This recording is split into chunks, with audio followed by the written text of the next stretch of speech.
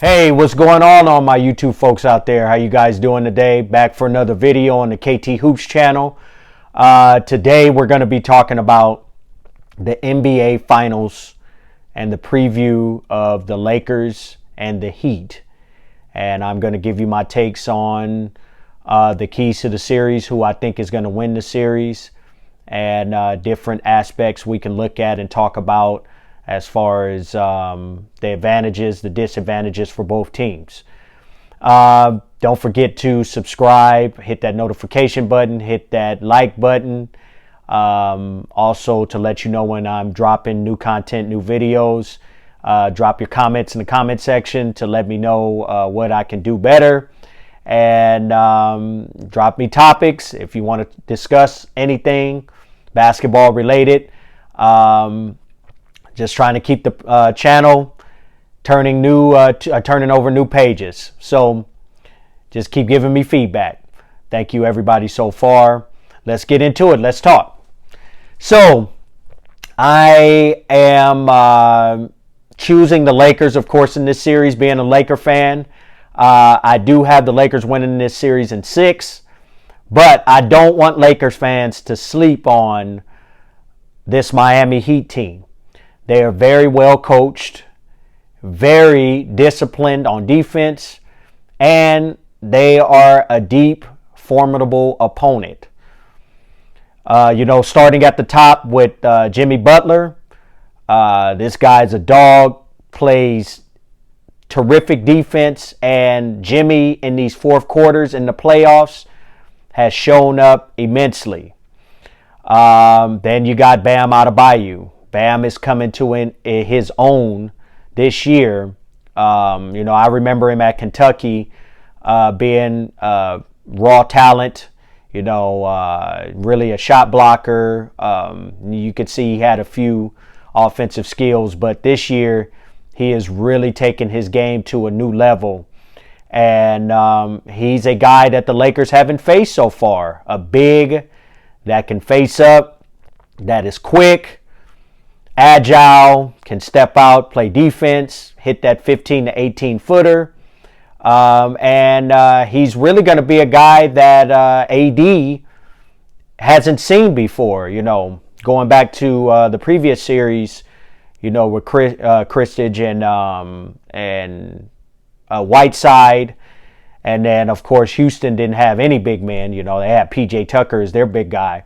And then last series with Plumlee and Jokic, two slower guys, AD was pretty much able to have his way. But this series with Bam, AD is going to be facing a guy that he hasn't seen so far in the playoffs. And I think that is going to be one of the key matchups in this series. If Bam outplays AD, this series can be very, very interesting. And then not to mention, their shooters that they have in Robinson and Hero. People hadn't heard of these guys before this season. Being a basketball guy, I still follow a lot of college basketball, and I remember Hero from Kentucky and Duncan from Michigan, and these guys really can fill it up when they get hot. And they understand where to locate when guys like Dragic and Jimmy Butler are able to penetrate the lane. They know their spots on the floor, and they know their role on the team, and they've flourished in it so far in the playoffs. They beat some very good teams, Milwaukee with Giannis, the MVP, and the Defensive Player of the Year. They pretty much manhandled Milwaukee. And then this last series with Boston, and Boston has Kemba Walker, Jason Tatum, and Marcus Smart, Jaylen Brown. These guys, this is a very, very good team. And these guys have beaten some very good teams so far. So Miami also with Eric Spoelstra being at the helm, he's been to the finals. So he understands the preparation and what it takes to be able to adjust, in-game adjustments, game-to-game adjustments. So it's not like they are just green in this area. They have guys that have experience, a lot of playoff experience and finals experience. Don't forget, they have Iggy sitting over there. He's another guy that has been through the war, specifically against LeBron. And I think that's going to be very key to this series. What does Iggy have left in the tank against LeBron? And, they'll be able to throw 3 or 4 different guys at LeBron. Iggy, Crowder, Jones. I think Bam switch out on him every now and then. Don't forget that Crowder's over there also. So they have guys that can switch onto LeBron, and they have guys that can guard AD also. So, like I said, I don't think this will be a pushover series at all by any stretch of the imagination. From the Lakers' point of view, I just think you got to keep doing the same thing you've been doing. Make your in-game adjustments. What I've seen from the Lakers, especially the first 2 series, they kind of fill out the team. That's why they fail the first game in the first 2 series, because I think they were filling out the team, and then they were able to adjust in-game and game-to-game, and then they were able to impose their will. Last series, they were able to jump out on Denver, and then at Game 3, Denver came back and counterpunched, and then Games 4 and 5, the Lakers were able to impose their will. I'm looking for the Lakers to do the same thing here against the Heat. Maybe Game 1 will be a fill-out game. Hopefully it's not for being a Laker fan. But I can see, Miami coming out and throwing that first haymaker punch, and then the Lakers being that counterpuncher like they've been for the playoffs so far.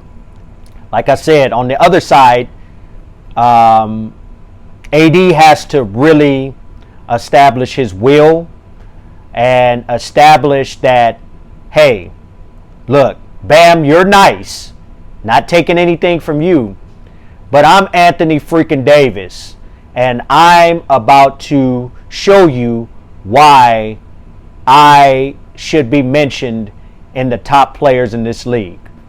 AD is a unicorn, and I think when he and if he realizes that during this series, it won't even be a 6-game series.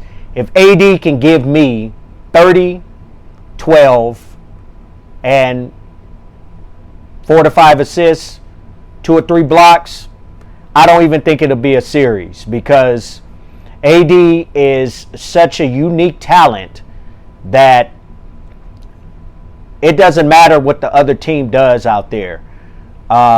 He could step out to the 3-point line, take you in the post you up.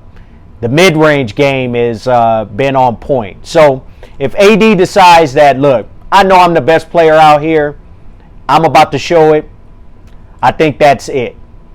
And then not to mention, lurking in the background, seeing the light at the end of the tunnel, smelling his 4th championship on his 3rd different team, is the king, LeBron.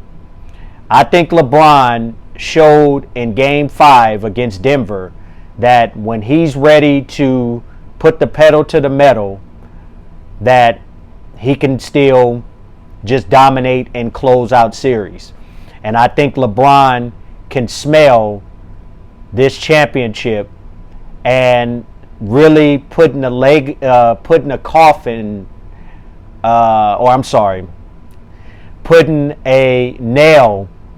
in the coffin of his legacy. If he can lead this team to that 4th championship, LeBron will shoot up and really, make a case for maybe he is the GOAT. If he can bring home this chip, LeBron will seal his legacy, and nobody can't say anything towards him if he can bring this franchise that was in the dumps for the past 7 years. back to the top in a matter of 2 years. What more can you say about LeBron after that? So I think that those two factors for the Lakers, and of course the role players continuing to do what they do, and Dwight, KCP, Danny Green, playoff Rondo, Caruso, and Markieff Morris and Kuz, they continue to do their little parts. Defensive stop here, big shot here. I don't think the Lakers will have too much of an issue. So for me, the Lakers just have to keep that same formula, keep that same energy, and go ahead and close this series out. Miami, like I said, I gave you the key points that I think they really need to focus on in this series. And they are a very formidable opponent. Do not sleep on Miami. So, for me, LeBron, bring this one home, and you will solidify your Laker legacy by guiding us back to where the Lakers belong, and that's on top of the NBA. All right, everybody. Thank you, as usual, for tuning in to another one of the videos on the KT Hoops channel. Don't forget to subscribe, hit that notification button, hit that like button, so you'll hear when I'm dropping content. And thank you, everybody out there, and have a wonderful, beautiful day. Thank you, KT Hoops channel. Peace.